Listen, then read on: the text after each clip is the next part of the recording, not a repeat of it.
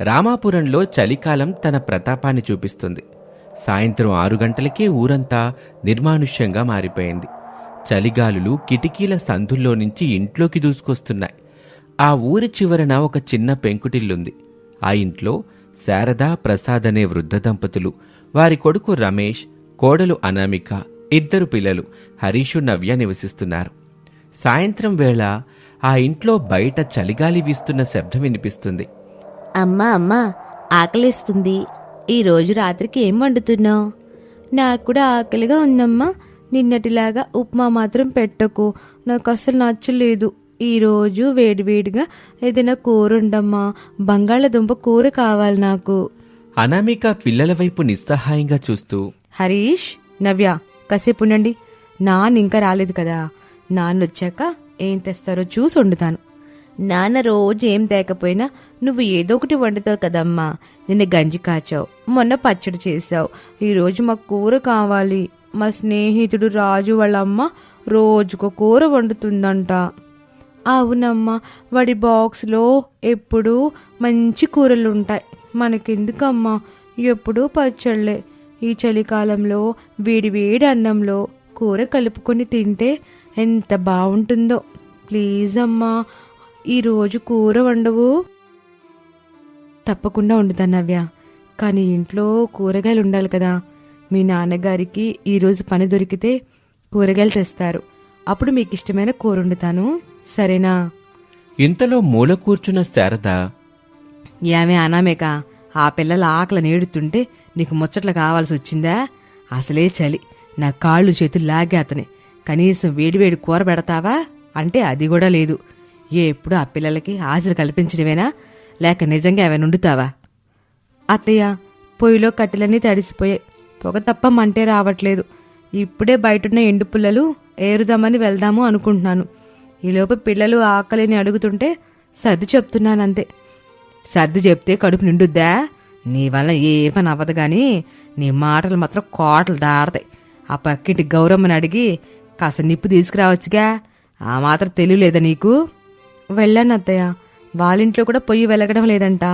చలికి అందరి పరిస్థితి ఇలాగే ఉంది.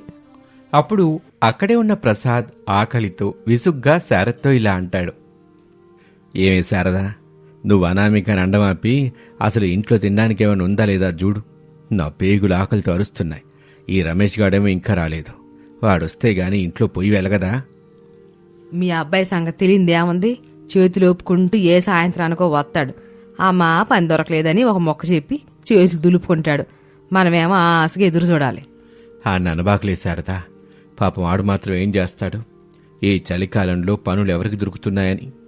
అయినా అనామిక, ఇంట్లో ఉన్న బియ్యమైనా సరిపోతాయా ఈ రాత్రికి? బియ్యం అడుక్కున్నాయి మావయ్య, నలుగురికి సరిపో. అందుకే గంజి కాద్దామని అనుకుంటున్నాను. కాని పిల్లలేమో కూర కావాలని మారం చేస్తున్నారు. మాకు గంజి వద్దు తాతయ్య, మాకు కూర కావాలి. ఈరోజు కూర వండాల్సిందే. ఒరే హరీషు, మన పరిస్థితి మీకు అర్థం కావటం లేదురా. అమ్మని ఇబ్బంది పెట్టబాకండి. అమ్మ అనామిక, వాళ్ళకి నువ్వే ఏదో ఒకటి చెప్పి నచ్చజెప్పు. లేకపోతే ఉన్నంతలో ఏదో ఒకటి చేసి పెట్టు. ఇంతలో బయట నుంచి ఎవరో పిలుస్తున్న శబ్దం వినిపిస్తుంది. అనామిక వెళ్లి తలుపు తీస్తుంది. పక్కింటి సుబ్బలక్ష్మి, ఆమె భర్త వీరయ్య చేతిలో సంచితో నిలబడి ఉన్నారు. రండి సుబ్బలక్ష్మత్తమ్మ, రండి వీరయ్య మావయ్య, ఈ సమయంలో వచ్చారు. ఏం చెప్పమంటావు అనామిక, మా ఇంట్లో వంట చేయడానికి నూనె అయిపోయింది. మీ ఇంట్లో ఏమైనా ఉంటే కాస్త ఇస్తామని వచ్చాను. అసలే చలికి మా ఆయనకి దగ్గు ఎక్కువైపోయింది. వీడికి ఏదైనా చేద్దామంటే ఏమీ లేవు. అవునమ్మా అనామిక, చలికి ఎముకలు కొరికేస్తున్నాయి. మీ ఇంట్లో పొగొస్తుంటే వంట మొదలు పెట్టారేమో అనుకున్నాం. ఓహో, సుబ్బలక్ష్మి గారా, రండి రండి. మా ఇంట్లో పరిస్థితి ఏంటో మాకే తెలీదు. మళ్ళీ మీకు అప్పిచ్చేంత స్తోమత మాకెక్కడదండి. అలా అనకు శారదక్క, ఆపదలు ఆదుకునేవారే కదా అసలైన వారు. అనామిక, నిజంగా ఏమీ లేవా తల్లి? నిజమత్తమ్మా, నూనె సీస ఖాళీ అయ్యి 2 రోజులైంది. నీళ్లతోనే తాలింపులు లేకుండా వంట చేస్తున్నాను. ఏమనుకోకండి. పర్వాలేదులే అమ్మా, పేదవాడి కష్టాలు పేదవాడికే తెలుస్తాయి. మా ఇంట్లో కూడా రేపటికి బియ్యం లేవు. ఈ చలికాలం మనల్ని బతకనిచ్చేలాగా లేదు. ఇలా కూర్చోండి వీరయ్య, మా రమేష్ వస్తాడు, ఏమైనా తెస్తాడేమో చూద్దాం. ఆ సమయంలో అందరూ మౌనంగా కూర్చున్నారు. చలిగాలి వీస్తున్న శబ్దం మాత్రం వినిపిస్తుంది. పిల్లలు హరీషు, నవ్య మళ్లీ ఏడుపు మొదలు పెడతారు. అమ్మా ఆకలమ్మా, ఆకలవుతుంది. ప్లీజ్ నవ్య, ఏడవకూడదు. నాన్న వస్తున్నారు కదా, నాన్న రాగానే పెద్ద సంచి నిండా కూరగాయలు తెస్తారు. అప్పుడు వంకాయ కూర, బంగాళదుంప వేపుడు అన్నీ చేస్తాను. నువ్వెప్పుడు ఇలాగే చెబుతావు, నాకు ఇప్పుడు ఆకలి వేస్తుంది. ఆ పిల్లలు ఏడు పెనలేకపోతున్నా నాన్నమేక. ఆ డబ్బాలో ఉన్న అటుకులు ఏమైనా ఉన్నాయని చూడు, కనీసం అయ్యాను నోట్లే. అటుకులు కూడా నిన్నే అయిపోయాయి అత్తయ్య. ఇంతలో రమేష్ నీరసంగా నడుచుకుంటూ ఇంట్లోకి వస్తాడు. చేతిలో ఖాళీ సంచుంది, ముఖం వాడిపోయింది. అందరూ రమేష్ వైపు ఆశగా చూస్తారు. అమ్మా, నాన్న. ఏంట్రా ఆ గొంతులో జీవం లేదు, పని దొరకలేదా? లేదమ్మా, ఈరోజు సంతలో ఎవరూ కూలీల కోసమే రాలేదు. చలికి అందరూ ఇళ్ళకే పరిమితమయ్యారు. ఒక షావుకారు గారిని బతిమలాడితే పని లేదు పొమ్మన్నాడు. చేతిలో చిల్లి గవ్వలేదమ్మా. దేవుడా, ఎంత పరీక్ష పెడుతున్నావయ్యా. ఈ చలి రాత్రి నా మనవడు మనవరాలు ఆకలితో పడుకోవాలా? అయ్యో రమేష్ బాబు, ఒట్టి చేతులతో వచ్చావా? అవును పిన్ని, నా పరిస్థితికి నాకే అసహ్యం వేస్తుంది. భార్య పిల్లల్ని పోషించుకోలేని అసమర్థునైపోయాను. ఏవండి, అలా నిరాశపడకండి. మీరు క్షేమంగా ఇంటికొచ్చారు, అది చాలు. దేవుడు ఏదో ఒక దారి చూపిస్తాడు. ఏం దారి చూపిస్తాడనమిక? పిల్లలు చూడు ఎలా చూస్తున్నారు. వాళ్ళ కళ్ళల్లో ఆకలి నాకు కనిపిస్తుంది. నేను తండ్రినయ్యుండి వాళ్ళకి పట్టెడన్నం పెట్టలేకపోతున్నాను. నాన్నా, నువ్వు కూరగాయలు తేలేదా? అమ్మ కూర వండుతానని చెప్పింది.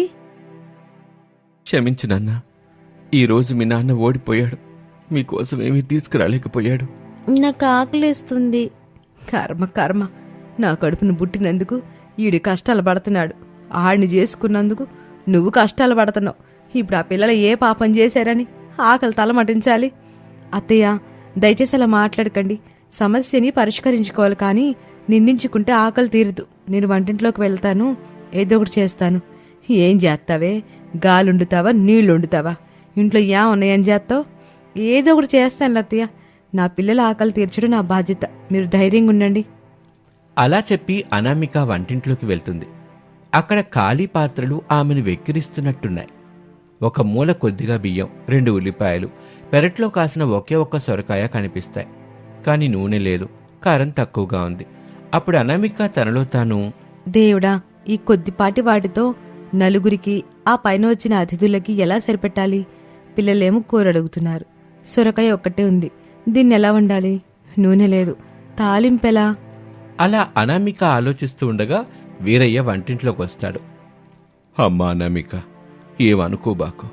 మా ఇంట్లో ఉన్న కాసింత చింతపండు ఉంది, అది నీకు పనికొస్తుందేమోనని తెచ్చాను. మేమెట్టాగు పస్తులుంటాం, కనీసం మీరైనా ఏదో ఒకటి చేసుకోండి. మావయ్య, మీ దగ్గరున్నది మాకిస్తే మీరేం తింటారు? మాకేంలే అమ్మా, అలవాటు పడిపోయాం. ఆ పిల్లల్ని చూస్తుంటే బాధగా ఉంది. తీసుకో తల్లి. చాలా సంతోషం మావయ్య. ఈ చింతపండుతో నేను ఒక అద్భుతం చేస్తాను చూడండి. మీరు కూడా వెళ్ళకండి, ఈరోజు అందరం కలిసి ఇక్కడే తిందాం. వద్దులే అమ్మా, ఉన్నదే తక్కువ. లేదు మావయ్య, పంచుకుంటేనే ఆకలి తీరుతుంది, ప్రేమ పెరుగుతుంది. మీరు హాల్లో కూర్చోండి. అప్పుడు వీరయ్య వెళ్లి హాల్లో కూర్చుంటాడు. అనామిక వంట చేయడం మొదలు పెడుతుంది. కట్టెలపై వెలిగించడానికి చాలా కష్టపడుతుంది. పొగ ఇల్లంతా కమ్ముకుంటుంది. శారద, సుబ్బలక్ష్మి దగ్గుతూ ఉంటారు. అమ్మా అనామేక, మమ్మల్ని పొగలతో చంపేస్తావా ఏంటి? లేదత్తయ్య, కట్టెలు కొంచెం తడిగా ఉన్నాయి, ఒక్క నిమిషం మంట అందుకుంటుంది. ఆ సమయంలో అనామిక చాలా చాకచక్యంగా ఉన్న ఒక్క సొరకాయతో, వీరయ్య ఇచ్చిన చింతపండుతో, ఇంట్లో ఉన్న కొద్ది సరుకులతో సొరకాయ పులుసు పెడుతుంది. అమ్మా, ఏదో మంచి వాసన వస్తుంది. కూర రెడీ అయ్యిందా? అమ్మా, నాకు నోరు ఊరుతుంది. రెడీ అవుతుంది నాన్న. అమ్మ మ్యాజిక్ కూర చేస్తుంది, కాసేపు ఆగండి. అలా చెప్పుకుంటూ అనామిక వంట పూర్తి చేస్తుంది. అందరినీ పిలుస్తుంది. అందరు రండి, భోజనం రెడీ అయింది. అనామిక, నిజంగా వంట చేసావా? ఏముండవు? రండి, తింటే మీకే తెలుస్తుంది. అందరూ చుట్టూ కూర్చుంటారు. సుబ్బలక్ష్మి, వీరయ్య సంకోచిస్తుంటే అనామిక బలవంతంగా కూర్చోబెడుతుంది. అనామిక వడ్డించిన సొరకాయ పులుసు అన్నం చూసి పిల్లలు సంతోషిస్తారు. అమ్మా, ఇది బంగాళదుంప కూర కాదు కదూ, అయినా సరే చాలా బాగుందమ్మా. పుల్ల పుల్లగా, కారంగా, సూపర్గా ఉంది. అవునమ్మా, నాకింకా కావాలి, రోజు ఇదే చెయ్యమ్మా. ప్రసాద్ కూడా ఒక ముద్ద తిని, అరే అనామిక, ఇదేం కూరమ్మా, అమృతంలాగా ఉంది. నూనె లేదన్నావు, కూరగాయలు లేవన్నావు, మరి ఇంత రుచెట్టా వచ్చింది? మావయ్య, ఉన్న ఒక్క సొరకాయ విరై మావి ఇచ్చిన చింతపండు కలిపాను. నూనె లేకపోతేనే ప్రేమను తాలింపుగా వేశాను. ఆకలిగా ఉన్నప్పుడు ఏది తిన్నా అమృతంలానే ఉంటుంది. శారద కూడా తింటూ కన్నీళ్లు పెట్టుకుంటుంది. నిజమే అనామిక, నిన్ను నేను ఎప్పుడు తిడతానే ఉంటాను. కానీ ఈరోజు నువ్వు చేసిన పనికి నా కడుపు నిండింది, మనసు నిండింది. ఆ పిల్లల ఆకలి తీర్చో చూడు, అదే నాకు చాలు. అవును శారదక్క, నీ కోడలు అన్నపూర్ణమ్మ లాంటిది. లేని దానిలో నుంచి ఇంత రుచిని పుట్టించింది. మా కడుపు కూడా నిండింది. ఈ చలి రాత్రి, ఈ వేడి వేడి అన్నం, ఇంతకంటే ఏం కావాలి? అమ్మా అనామిక, నీ రుణం ఉంచుకోలేం తల్లి. రమేష్ అనామిక వైపు గర్వంగా చూస్తూ, అనామిక, నేను ఓడిపోయి వచ్చాననుకున్నాను, కానీ నువ్వు నన్ను గెలిపించావు. ఈ ఇంటి గౌరవాన్ని నిలబెట్టావు. ఏవండి, భార్యాభర్తలంటే ఒకరి కష్టాల్లో ఒకరు తోడుగా ఉండడం కదా. ఈరోజు మీరు తేలేకపోయారు, నేను ఉన్నదానిలో సర్దాను. రేపు మీరు తెస్తారు, అప్పుడు విందు చేసుకుందాం. నాన్న, రేపు నువ్వు రాకపోయినా పర్లేదు, అమ్మ చేసే ఈ కూర చాలా బాగుంది. అందరూ హరీష్ మాటలకి నవ్వుతారు. ఆ నవ్వుల్లో వారి పేదరికం కాసేపు మాయమైపోతుంది. అనామేక, నీకు మిగిలిందా మరి? అందరికి బిట్టేవు, మరి నీ కంచం ఏంటి ఖాళీగా ఉంది? పర్వాలేదు అత్తయ్య, మీరు తిన్నారు కదా, నాకు కడుపు నిండిపోయింది. అక్కడ గిన్నెలు అడుగున కాస్తుంది, అది నాకు సరిపోతుంది. రమేష్ తన అన్నంలో నుంచి సగభాగం తీసి అనామిక కంచంలో వేస్తూ, వద్దనామిక, నువ్వు కూడా తినాలి. నువ్వు ఆరోగ్యంగా ఉంటేనే ఈ ఇల్లు ఆరోగ్యంగా ఉంటుంది. రా, కూర్చొని తిను. ఏవండి, కూర్చో. అప్పుడు అనామిక కూడా అందరితో కలిసి తింటుంది. బయట చలిగాలి వీస్తున్నా ఆ చిన్న ఇంట్లో ప్రేమ అనే వెచ్చదనం నిండిపోయింది. ఇక మేము వెళ్ళొస్తామమ్మా అనామిక. ఈ రాత్రికి నీ పుణ్యమా అని కడుపు నిండా తిన్నాం. జాగ్రత్తగా వెళ్ళండి, రేపు ఏదో ఒక పని దొరుకుతుందిలేండి వీరయ్య మావయ్య, అధైర్యపడకండి. నీ మాటలే మాకు కొన్నంత ధైర్యాన్ని ఇస్తున్నాయి తల్లి, ఎల్లొస్తా. అలా చెప్పి సుబ్బలక్ష్మి వీరయ్య వెళ్ళిపోతారు. అనామిక తలుపులేస్తుంది. రమేష్ పిల్లలు పడుకోవటానికి సిద్ధమవుతారు. అనామిక, నా కాళ్ళ నొప్పులు కూడా తగ్గినట్టున్నాయి. నీ చేతి వంటలో ఏదో మహత్యం ఉంది. అదంతా మీ ఆకలి మహిమ అత్తయ్య, పడుకోండి. ఆ సమయంలో రమేష్ అనామిక దగ్గరికొచ్చి, అనామిక, నువ్వు పిల్లల్ని ఏడిపించకుండా ఉన్నదాంతోనే ఇంత గొప్పగా చేశావు. నీ ఓపిక్కి, నీ తెలివితేటలకి నేను దాసోహం. పేదరికం మనల్ని బాధ పెట్టచ్చు, కానీ నీలాంటి భార్య ఉంటే ఆ బాధ కూడా చిన్నదిగా అనిపిస్తుంది. మనం పేదవాళ్ళం కావచ్చు, కానీ మనసులో పేదవాళ్ళం కాదు కదండి. పిల్లల నవ్వుల్లోనే మన ఆస్తి ఉంది. రేపు మరో రోజు వస్తుంది, మంచి జరుగుతుందన్న ఆస్తో పడుకుందాం. నిజమే, నువ్వు చెప్పింది ముమ్మాటికి నిజమే అనామిక. అలా కాసేపటికి అందరూ నిద్రలోకి జారుకుంటారు. అనామిక రేపటి గురించి ఆలోచిస్తుంది. తన కుటుంబం కోసం ఎంత కష్టమైనా పడాలని నిర్ణయించుకుంటుంది. మరుసటి రోజు ఉదయం సూర్యుడు ఉదయిస్తున్నాడు. అనామిక పెరట్లో తులసి మొక్కకు నీళ్లు పోస్తూ ఉంటుంది. హరీషు, నవ్య నిద్రలేచి బయటకొస్తారు. గుడ్ మార్నింగ్ అమ్మా. ఈరోజు కూడా రాత్రి అదే కూర చేస్తావమ్మా? పిచ్చి పిల్లలు, ఈరోజు నాన్న పనికెళ్తున్నారు. ఈరోజు ఖచ్చితంగా కూరగాయలు తెస్తారు. అప్పుడు మీకు ఇష్టమైన బంగాళదుంప కూర చేస్తాను, సరేనా?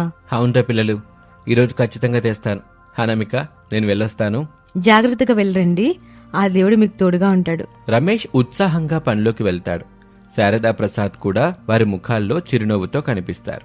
చలికాలం కష్టాలున్నా ఆ కుటుంబంలో అనామిక నింపిన ధైర్యం వారిని ముందుకు నడిపిస్తుంది. ఇది వాల్టి కథ. మరొక ఆసక్తికర కథలో మళ్ళీ కలుద్దాం. అంతవరకు సెలవు, నమస్తే. అది రామాపురంలో శారదా ప్రసాదుల ఇల్లు. ప్రసాద్ గారి పెద్ద కొడుకు రమేష్ ప్రేమించి పెళ్లి చేసుకున్న అనామికది చాలా పేద కుటుంబం. ఇక రెండో కొడుకు సురేష్, మూడో కొడుకు అరుణ్. ధనవంతులైన బిడ్డలైన అవని, అంజలిలను వాళ్లు పెళ్లి చేసుకున్నారు. ఉదయం సమయం 6 గంటలవుతుంది. ఇంటి వరండాలో అనామిక చలికి వణుకుతూ ముగ్గేస్తుంది. శారద లోపల్నుంచి, యావే అనామిక, ఇంకా ముగ్గేయడం అవ్వలేదా? ఎంతసేపు? ఈ చలికి మా కాఫీ తాగాలనిపిస్తుంది. ఇంకా ఎప్పుడు పెడతావు కాఫీ? అయిపోవచ్చింది అత్తయ్య, చలికి చేతులు గడ్డగట్టుకుపోయాయి. ముగ్గు పిండి పట్టుకుంటే ఏళ్లే కదలట్లేదు, అందువల్ల కాస్త ఆలస్యం అవుతుంది. ఇప్పుడే వచ్చి కాఫీ కాస్తారు అత్తయ్య.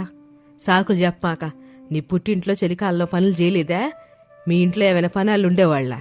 అవని, అంజలిలాగా నువ్వేమైనా ఏసీ గదులు పుట్టి పెరిగావా ఏంటి? పనులు నీకు అలవాటేగా, తొందరగా తాగలాడు. అనామిక కళ్ళల్లో నీళ్లు తిరిగాయి. చలి కంటే అత్తగారి మాటలు ఆమెను ఎక్కువగా బాధించాయి. ఆమె ముగ్గు పూర్తి చేసి వంటింట్లోకి వెళ్తుంది. ఒకే గదిలో కూర్చుని కబుర్లు చెప్పుకుంటున్నారు. ఆ గదిలో హీటర్ ఆన్ చేసుంది. ఇద్దరూ ఖరీదైన ఊలు స్వెటర్లు, రగ్గులు కప్పుకొని మంచం మీద కూర్చొని కాఫీ కోసం ఎదురుచూస్తున్నారు. అంజలి, చూసావా బయట టెంపరేచర్ 10 డిగ్రీలుంది. అబ్బా, ఈ చలిలో బెడ్ దిగాలంటేనే చిరాగ్గా ఉంది. మా డాడీకి నిన్న ఫోన్ చేశాను, ఇంకొక పెద్ద హీటర్ పంపించు అని. ఈ చలికి ఈ చిన్న హీటర్ సరిపోవట్లేదు. అవునవని, మా డాడీ కూడా అమెరికా నుండి ఇంపోర్టెడ్ థర్మల్ వేర్ పంపిస్తా అన్నారు. అవి వేసుకుంటే అసలు చలే తెలీదు. పాపం అనామిక అక్కను చూడు, చలిలో వణుకుతూ పనిచేస్తుంది. ఆమెకి చలి అలవాటేలే. పేదవాళ్ల చర్మం మందంగా ఉంటుందట, మనలాగా సెన్సిటివ్ స్కిన్ కాదు కదా. డబ్బుంటేనే ప్రపంచం గౌరవిస్తుంది. అనామిక అక్క ఎంత పని చేసినా ఆమెకి ఇంట్లో ఆ గౌరవమే దక్కదు. అప్పుడే అనామిక కాఫీ కప్పులతో ఆ గదిలోకొస్తుంది. కాఫీ తీసుకోండి. ఏంటక్క ఇంత ఆలస్యం? ఈ చలికి కాఫీ తాగకపోతే నాకు మైండ్ పనిచేయట్లేదు. అయినా నువ్వు వేసుకున్న టవలేంటి, చూడ్డానికి బాలేదు, తీసేయ్. చలి ఎక్కువగా ఉందావని నా దగ్గర ఏమో స్వెటర్ లేదు, అందుకే ఈ టవల్ కప్పుకున్నాను. లేకపోతే కొనుక్కోవాలి కదా అక్క. పోనీలే, నా పాత స్వెటర్ ఒకటి ఉంది, కాస్త కలర్ వెలిసిపోయింది అంతే, అది ఇవ్వనా? వద్దంజలి, ఉన్న దాంట్లోనే సర్దుకుపోతాను. కాఫీ చల్లారిపోతుంది, తాగండి అని చెప్పి అనామిక అక్కడి నుంచి వెళ్ళిపోతుంది. అవని, అంజలి ఒకరినొకరు చూసుకొని వెటకారంగా నవ్వుకుంటారు. ఇక హాల్లో ప్రసాద్ పేపర్ చదువుతున్నాడు. రమేష్ ఆఫీస్కి వెళ్లటానికి తయారై వచ్చాడు. అతను కూడా ఒక సాధారణ చొక్కా వేసుకొనున్నాడు. ఒరేయ్ రమేషు, ఈ చలిలో ఆ కాటన్ చొక్కా ఏంట్రా, జ్వరం వస్తుంది. ఏదైనా కోట్ వేసుకోవచ్చుగా. పర్వాలేదు నాన్న, అలవాటైపోయింది. Good morning daddy. ఈరోజు ఆఫీస్కి అరుణ్ నేను కారులో వెళ్తున్నాం. బైక్ మీద వెళ్తే గడ్డగట్టుకుపోతాం. అన్నయ్య, నువ్వెలా వెళ్తున్నావు? బస్సులో సురేష్. ఈ చలిలో సేఫ్ కాదన్నయ్య, కారులో అయితే హాయిగా వెళ్ళొచ్చు. మాతో పాటు వస్తావా అన్నయ్య కారులో? పర్లేదు అరుణ్, నేను బస్సులోనే వెళ్తాను. నాకు బస్సులో వెళ్ళటం అలవాటే కదా. ఇంతలో అవని, అంజలి ఇద్దరూ హాల్లోకి వస్తారు.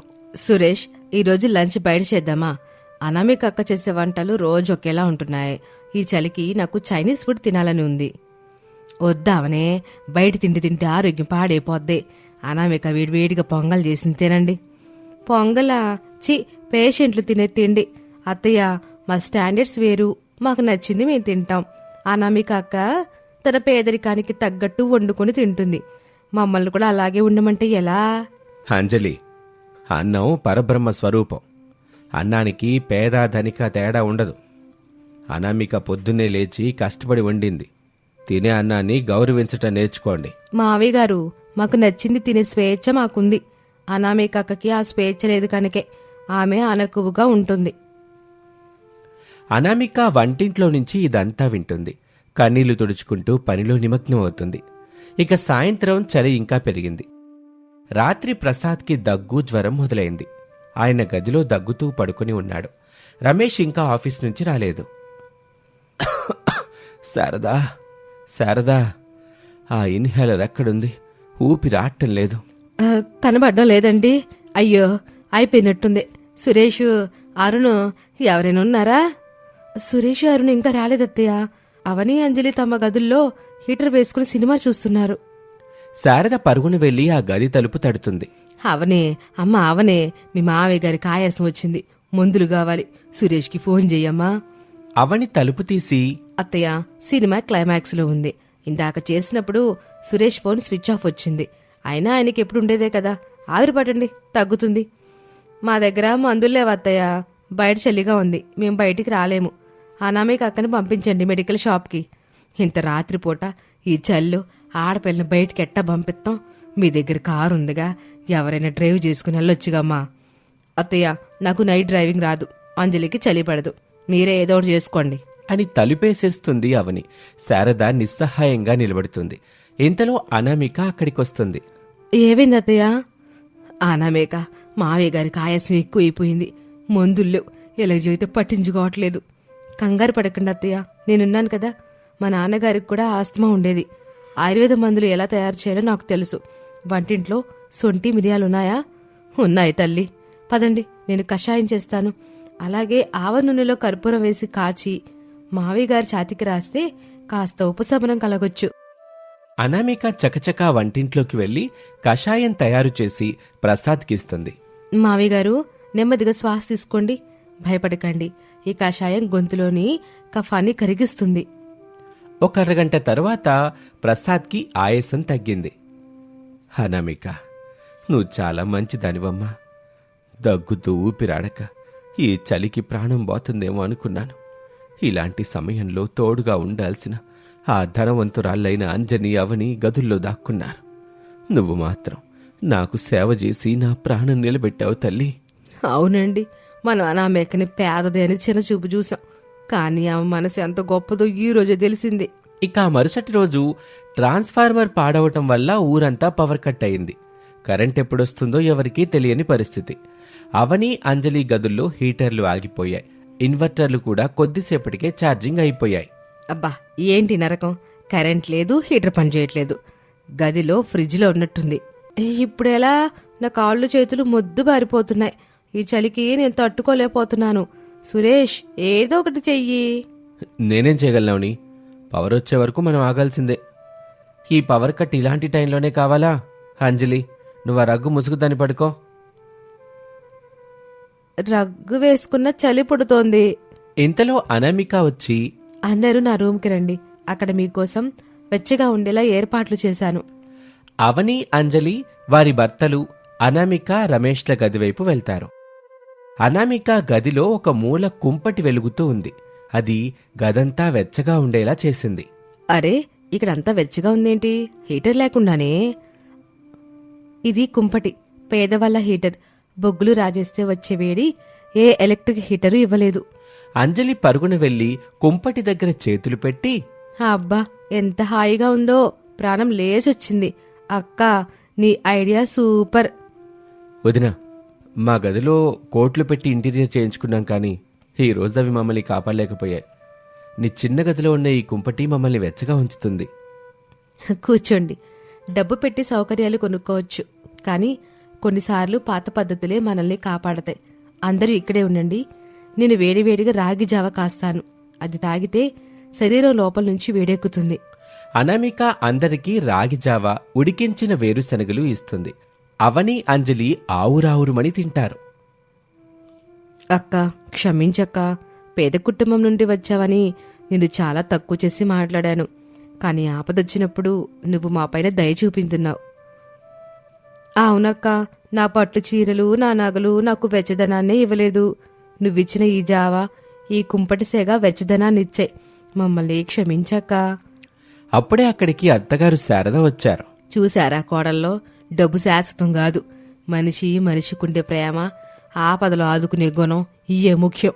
అనామిక పేదదే కావచ్చు, కానీ ఆమె మనసు భాగ్యవంతమైందమ్మా.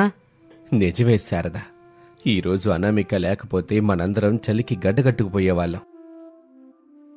అలా ఆ రోజు అందరూ కుంపటి చుట్టూ చేరి ఆ వెచ్చదనాన్ని ఆస్వాదిస్తూ కబుర్లు చెప్పుకున్నారు. ఇక సంక్రాంతి ముందు రోజులవి. అనామిక ఇంటి పనులో బిజీగా ఉంది. అవని అంజలి తమ వైఖరిని మార్చుకున్నారు. కాని పాత అలవాట్లు ఇంకా పూర్తిగా పోలేదు. షాపింగ్ విషయంలో మళ్లీ గొడవ మొదలైంది. అత్తయ్య, రేపు భోగి కదా, నేను అంజలి మాల్కు వెళ్లి షాపింగ్ చేసొస్తాం. ఈసారి నాకు 50,000 రూపాయల పట్టు చీర కావాలి. నాకైతే డైమండ్ ఇయర్ రింగ్స్ కావాలి. సురేష్ బావగారు, అరుణ్ గారు డబ్బులు ఇస్తామని చెప్పారు. అవని, అంత ఖర్చు అవసరమా? మావయ్య గారికి మందులు కొనాలి. ఇంటికి కొన్ని రిపేర్లున్నాయి.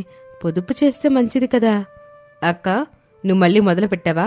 నీకు అలవాట్లేదు కాబట్టి పొదుపు అంటావు. మాకు మా స్థాయికి తగ్గట్టు ఉండాలి కదా. నువ్వెలాగో ఏమి కొనుక్కోవు, మమ్మల్ని కూడా ఆపబాకు. నేను ఆపడం లేదవని, కానీ చలికాలం ఇంకా అవ్వలేదు. పేదలకి దుప్పట్లు పంచితే ఆ డబ్బు సద్వినియోగం అవుతుందని నా ఉద్దేశం. మొన్న కాసేపు పవర్ లేకపోతేనే మనం తట్టుకోలేకపోయాం. పాపం ఆ పేదవాళ్ళ ఇంట్లో ఈ చలికి తట్టుకోవడానికి సరైన బట్టలు కూడా ఉండవు.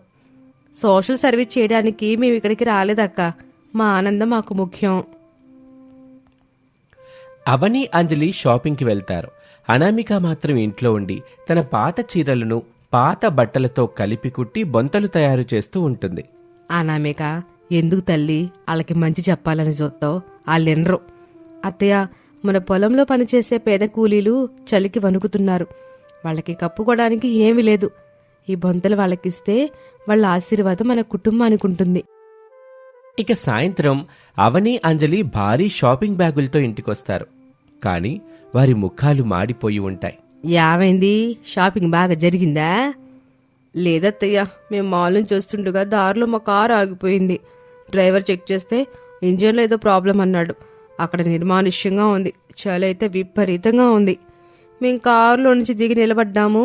అటుగా వెళ్తున్న కొందరు ఆకతాయిలు మమ్మల్ని ఏడిపించారు. మా చేతిలో ఉన్న బ్యాగు లాక్కోవడానికి ప్రయత్నించారు. అప్పుడు ఒక ముసలాయన, అతని కొడుకులు వచ్చి మమ్మల్ని కాపాడారు. వాళ్ళ ఆకతాయిల్ని తరిమి తరిమి కొట్టారు.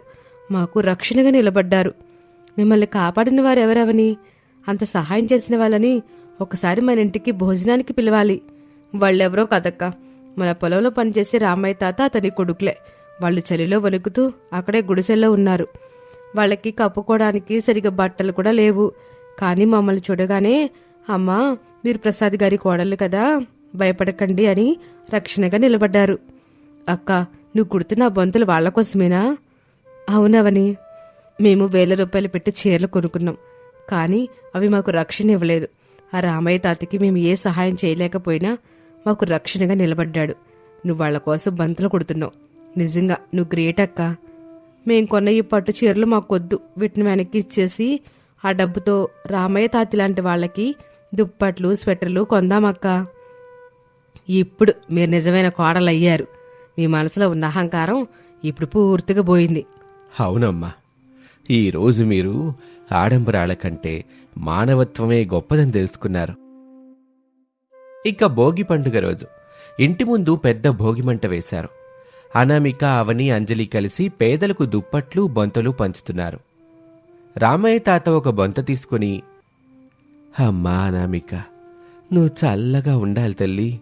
ఈ చలికి మేం బతుకుతాము లేదు అనుకున్నాం. ఇది నేనొక్కదానే చేయలే తాత. నా తోటి కోడళ్ళు అవన్నీ అంజలి డబ్బులు ఇచ్చి దుప్పట్లు కొన్నారు. వాళ్ళని దీవించు. మీరు నన్ను కాదు, వాళ్ళని దీవించాలి. వద్దు తాత, ఆ రోజు మీరు మమ్మల్ని కాపాడారు. ఇది మా బాధ్యత. డబ్బునంత మాత్రాన గొప్పవాళ్లం కాము. ఆపదలో ఆదుకునే వాళ్లే గొప్పవారని అనామిక అక్క వల్లనే మేము తెలుసుకున్నాం. అవును తాత, ఇక నుంచి మా డబ్బు ఆడంబరాలు కాదు, అవసరాలకే వాడతాం. ప్రసాద్, శారద కొడుకులు అందరూ ఆ దృశ్యం చూసి మురిసిపోతారు. చూసావా నాన్న, చలికాలం మన ఇంట్లో మార్పు తెచ్చింది. అవునరా, పేదరికం, సంపద అనే భేదాలు మనసులో ఉండకూడదని ఈ చలికాలం నేర్పించింది. అనామిక మంచితనం అనే వెచ్చని మంట అవని, అంజలిలోని అహంకారం అనే మంచుని కరిగించేసింది. వదినా, యు ఆర్ ది బెస్ట్. మా ఆవిడ్ని మార్చినందుకు థ్యాంక్స్ వదినా. అందరూ బాగుండాలి, అందులో మనం ఉండాలి. అదే మా నాన్న నేర్పిన పాఠం. పదండి, లోపల పొంగల్ ఆరిపోతుంది. అందరం కలిసి తిందాం. అక్క, ఈరోజు వడ్డించే డ్యూటీ నాది, నువ్వు రెస్ట్ తీసుకో. గిన్నెలు తోమే డ్యూటీ నాది. అందరూ గట్టిగా నవ్వుతారు. ఆ చలి ఉదయం ఆ కుటుంబం మధ్య ప్రేమానురాగాలు సూర్యకాంతి కంటే వెచ్చగా అనిపించాయి. అలా రామాపురంలో ఆ చలికాలం ఒక తీపి జ్ఞాపకంగా మిగిలిపోయింది. డబ్బు కంటే మనిషి గొప్ప అని, అహంకారం కంటే అణుకువ మిన్న అని ఆ ఇంటి కోడలు నిరూపించారు. ఇప్పుడు ఆ ఇంట్లో రిచ్ కోడలు, పూర్ కోడలు అనే తేడా లేదు. అందరూ శారదగారి కోడళ్ళు మాత్రమే. ఇది వాల్టి కథ. మరొక ఆసక్తికర కథలో మళ్ళీ కలుద్దాం. అంతవరకు సెలవు. నమస్తే.